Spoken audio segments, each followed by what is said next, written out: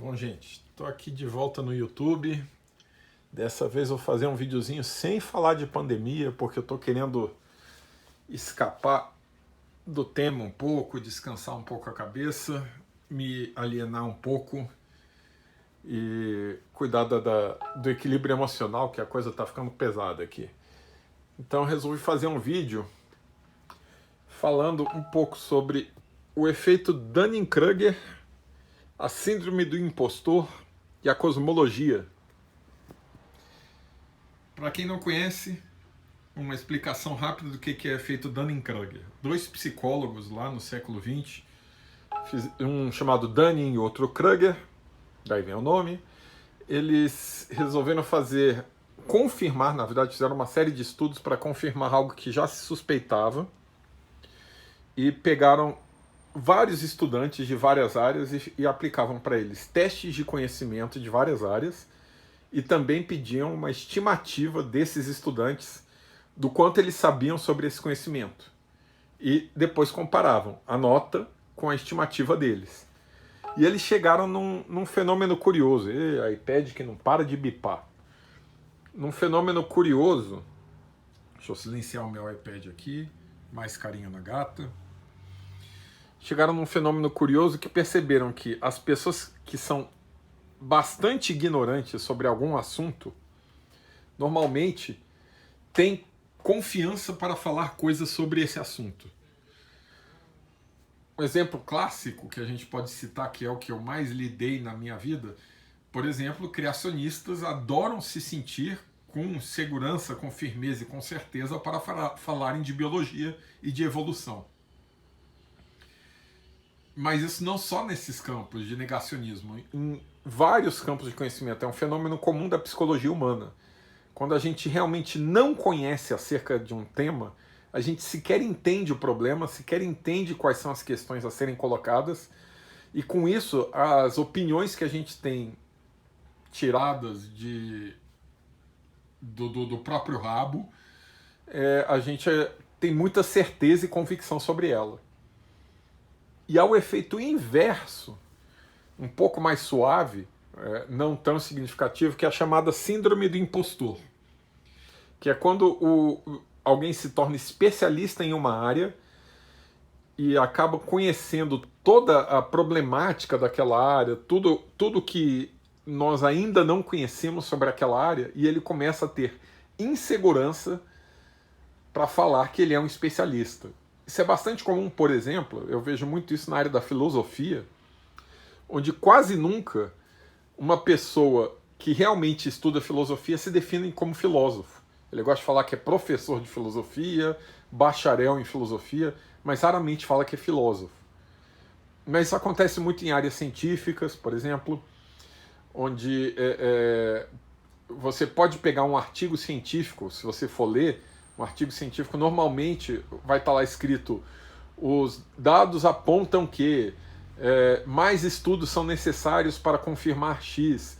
Raramente um cientista vai afirmar algo novo, que ele está no meio onde valoriza até mesmo a chamada síndrome do impostor, porque se você realmente entende do assunto, você sabe o quanto você pode estar errado, o quanto há de insegurança nas fronteiras do conhecimento. A gente pode resumir isso tudo com aquele velho ditado, né, que um dos grandes problemas do mundo é que os sábios estão cheios de dúvidas e os tolos cheios de certezas. Tá, mas o que diabos, Anielo, isso tem a ver com cosmologia? Se a gente for pensar, a cosmologia é basicamente o estudo do cosmos, do universo. E durante milênios, a cosmologia foi algo que ficou no campo da... Olha só a estante vazia de livros. Que ficou no campo da... Deixa eu pegar um cenário mais legal aqui. Pronto. Cadê? A gatinha se escondeu mesmo. A cosmologia entrou para o cenário científico só lá no início do século passado, no início do século XX, com a teoria da relatividade geral, com a percepção do desvio para o vermelho do espectro das galáxias, que aí acabou se criando a teoria do Big Bang. Antes disso, a cosmologia era um ramo da filosofia e da mitologia, principalmente. Durante milênios, literalmente milênios, dezenas de milênios, ou talvez até centenas de milhares de anos, a humanidade dividia o cosmos em duas grandes regiões, céus e terra. Porque era o convívio deles, né? A gente tem o ambiente onde nós estamos e aquilo que nós vemos acima da gente. Então o universo era dividido nessas duas grandes áreas e a gente demorou milênios para perceber que isso é mais ou menos como dividir o Brasil como minha casa e o resto.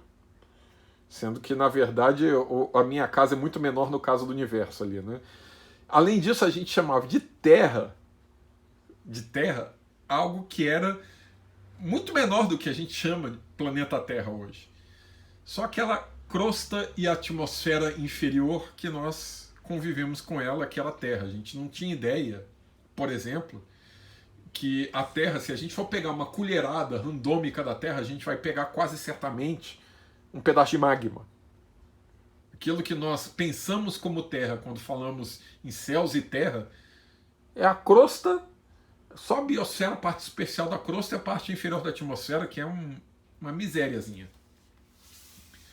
Então, continuando aqui. A gente, de certa forma, sofria o efeito Dunning-Kruger, porque durante milênios nós afirmamos com certezas plenas várias e várias formações do mundo, e quando a gente falava formações do mundo, formações do universo, eram basicamente formações dos céus e da terra. Essas duas entidades abstratas que hoje nós sabemos que não explica nem perto da coisa. Durante algumas centenas de anos, alguns séculos, a gente passou a dividir o universo entre planetas, estrelas e a Terra. A gente demorou a entender que a Terra era um planeta. E planetas eram aquelas coisas, aqueles pontos de luz brilhantes no céu, que a gente atribuía também características divinas. Durante séculos o debate foi: o que está no centro de tudo? É a Terra ou o Sol? No finalzinho desse século a gente começou a entender que o Sol era uma estrela também. Depois o debate começou a ser, aí já estou chegando no século XVIII, XIX, a questão de se, 20 também, 18, 19 e 20, se a nossa galáxia era o universo ou se existia coisas além da nossa galáxia. Só nos últimos 50, 60 anos que a gente começou a ter uma ideia do tamanho das coisas. Do quão ridículo é dividir o céu e a Terra como partes do universo. Do quão imensamente pequeno é a nossa própria galáxia. Quão imensamente ridículo é a nossa esfera de influência. Nós temos 100 anos de cosmologia que basicamente bota em dúvida milênios de cosmologia mitológica, 100 anos de cosmologia científica que bota milênios de cosmologia mitológica, e nós chegamos num ponto onde a ciência chega no efeito oposto ao Dunning-Kruger, onde todas essas afirmações que foram tiradas das nossas impressões subjetivas de que vivemos em terras e céus, a gente construiu todo um arcabouço para dizer hoje, os entendidos do assunto, os estudiosos do assunto dizem que 95% do universo é feito daquilo que não conhecemos.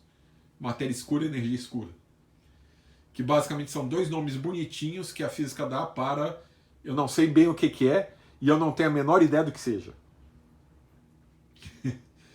Então a cosmologia é um ótimo reflexo hoje do efeito Dunning-Kruger num campo de conhecimento. Basicamente, quem realmente se debruçou sobre o assunto percebeu que não sabe praticamente nada. Enquanto milênios de conhecimentos montados sobre isso foram reduzidos a Analogias, crenças, metáforas ou besteiras. O principal motivo de eu estar falando sobre esses efeitos é questionar a ideia ainda muito popular, ainda muito frequente, eu diria até majoritária entre a humanidade, de que o ser humano é um ser cosmológico, que nós temos uma importância ou uma conexão ou uma significância para o cosmos. Gente, esse raciocínio é da época em que nós dividíamos a Terra, o universo, entre céus e terra, e que nós não compreendíamos o que era a Terra. O que nós chamamos de natureza. Quando a gente fala de natureza, qual é a primeira coisa que você pensa? Eu penso em uma cachoeira, plantas ou uma floresta. Eu penso nos animais, no equilíbrio ecológico. O que nós chamamos de natureza é mais ou menos a biosfera terrestre, que representa uma casquinha da Terra em si, que é apenas um ridículo planeta numa galáxia comum, em meio a bilhões e bilhões de galáxias, num cosmos onde os players, onde os jogadores de verdade, onde os entes que têm influência sobre o que acontece, são super aglomerados de galáxia. Eventos absolutamente gigantescos perto do que a gente convive, como por exemplo uma explosão de supernova. Uma explosão de supernova que acontece na pequena nuvem de Magalhães, mais ou menos na época em que existia a Eva mitocondrial aqui na Terra. Foi percebido em 1987 como um ponto pálido brilhante no céu. Um evento que destruiu planetas, que perturbou o equilíbrio de sistemas estelares. Nós vimos como um ponto pálido brilhante no céu durante alguns dias. E isso é um evento pequeno na escala cosmológica.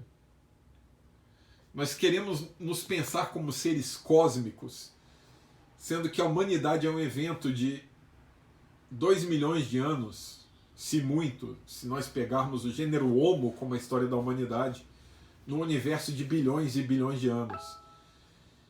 E a esfera de interferência da humanidade nunca foi além da nossa crosta, quase nunca, né? Nas últimas décadas a gente mandou algumas dezenas de pessoas pisarem na rocha do lado, na Lua, e algumas centenas de máquinas explorando alguns planetinhas aí no nosso sistema, no nosso pequeno sistema.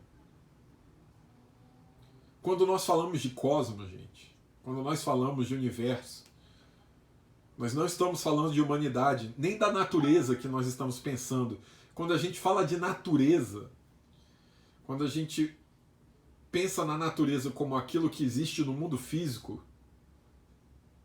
ela é gigantescamente maior e completamente diferente do que estamos acostumados a pensar. Entrar em contato com a natureza não é ir para a cachoeira, não é cuidar das plantas. Isso serve talvez para a gente se distanciar da nossa civilização, se distanciar da nossa tecnologia e ir para um estilo de vida um pouco anterior a isso.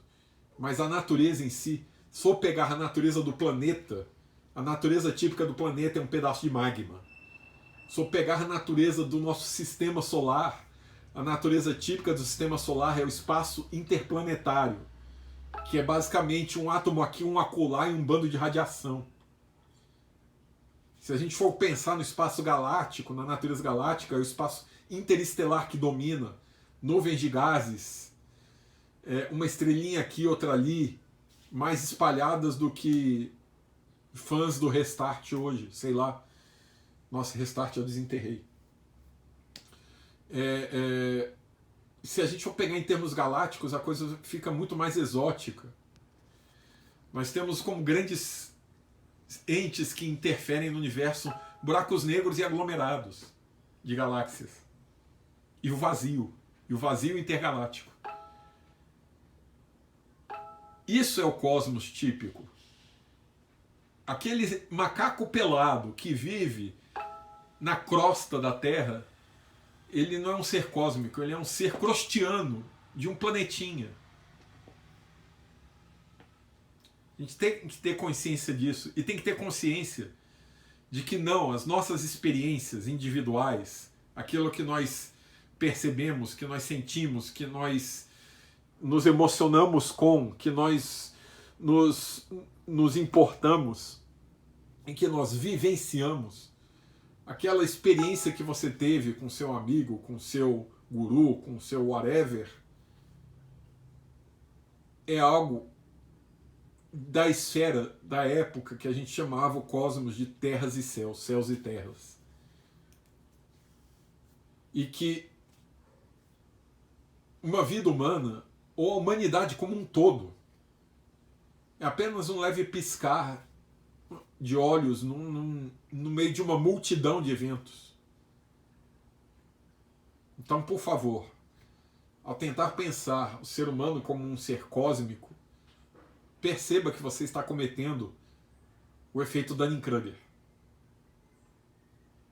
Não, nós não entendemos o mundo que nos cerca. E não, as nossas emoções e experiências individuais não são um instrumento para entender isso. As nossas experiências individuais são um instrumento para nos entendermos. Aquilo que nós vivenciamos e experimentamos é importante para nós.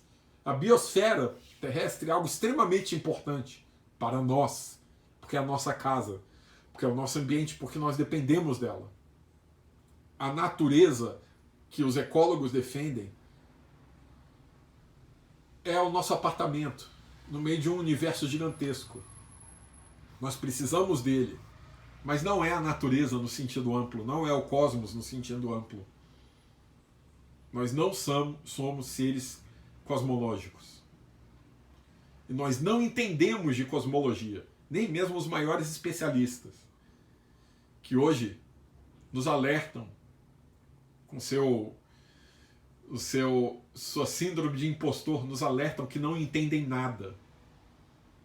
Mas eles têm lições muito importantes para nos dizer, mesmo com esse pouco entendimento. Tá certo? Grande abraço. Quem sabe eu volto a falar da pandemia no futuro.